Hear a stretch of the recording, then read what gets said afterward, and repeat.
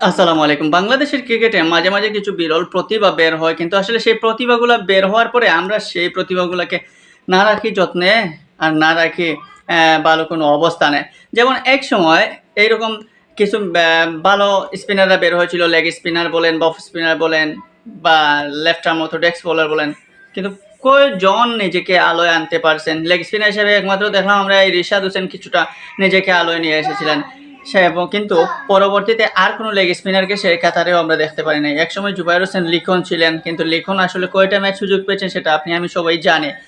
যাই হোক, leg spinner পর্ব শেষ হলেও একসময় যখন মিস্ট্রি স্পিনারদেরকে খুবই আলাদাভাবে রাখা হতো, যে মনে হতো যে এই সময় মিস্ট্রি স্পিনার আসলে কয়জন, কোন দেশ কতজন পেয়ে থাকে।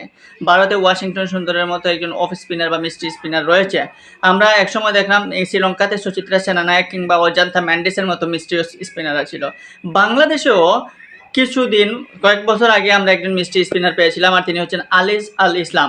এই আলিস আল ইসলামকে যেভাবে প্রতিভাবান এই প্লেয়ারকে যেভাবে মনে হয়েছিল, পরবর্তীতে অবৈধ অ্যাকশনের কারণে নিষিদ্ধ হন, আবার তিনি ফিরেও আসেন তার বোলিং অ্যাকশন বৈধতা নিয়ে। কিন্তু বৈধতা নিয়ে আসার পর জাতীয় দলেও সুযোগ পান, সুযোগ পেলেও তার ভাগ্য খারাপ, ইনজুরি আক্রান্ত হয়ে দলের বাইরে যান।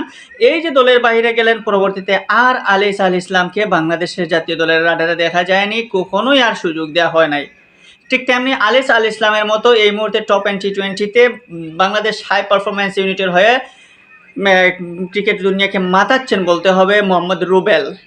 মোহাম্মদ রুবেল, যার নাম আপনি হয়তো রিসেন্টলি শুনতে পেয়েছেন, যে বাংলাদেশ হাই পারফরমেন্স ইউনিটের হয়ে দারুণ পারফরমেন্স করছেন।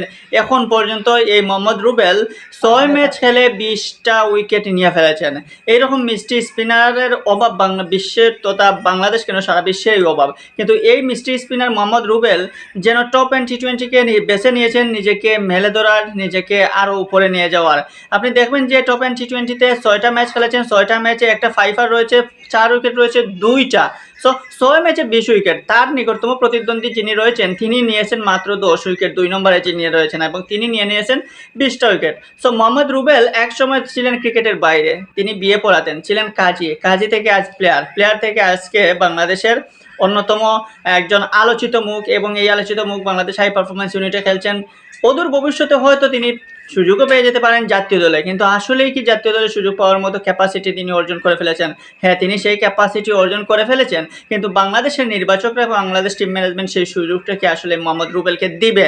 জাতীয় দলে এখন যদি জাতীয় দলে সরাসরি সুযোগ নাও দেওয়া হয়, যেভাবে হাই পারফরমেন্স ইউনিটে তাকে রাখা হয়েছে, এভাবে হাই পারফরমেন্স ইউনিট কিংবা এ দলের সাথে যদি তাকে রীতিমতো রাখা হয়, তাহলে এক সময় কিন্তু তিনিই সেই অজান্তা ম্যান্ডিস কিংবা সুচিত্র সেনানায়ক হতে সময় নেবেন না। কিন্তু যদি আলিস আল ইসলামের মতো এক সিরিজ ডাক দিয়ে ইনজুরির প্রবণতা দেখিয়ে, বা ইনজুরি যদি বাই চান্স হয়ে যায় তাহলে বাদ দিয়ে পরবর্তীতে আর ডাকা হয় না, এরকম যদি হয় তাহলে আলিস আল ইসলামের মতো হয়তো মোহাম্মদ রুবেলকেও হারাতে হতে পারে।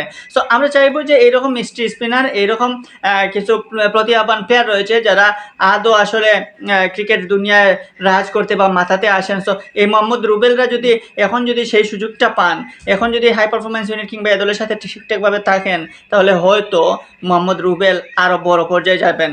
আমরা দেখলাম যে মোহাম্মদ রুবেলকে হাই পারফরমেন্স ইউনিটের ক্যাপ্টেন ইরফান শুক্কুর প্রচুর সুযোগ দিচ্ছেন। অনেকে বলতেছেন যে ইরফান শুক্কুরের কারণেই হয়তো মোহাম্মদ রুবেল নিজেকে মেলে ধরতে পারছেন। আসলে কি ইরফান শুক্কুরের কারণেই মোহাম্মদ রুবেল নিজেকে মেলে ধরতে পারছেন?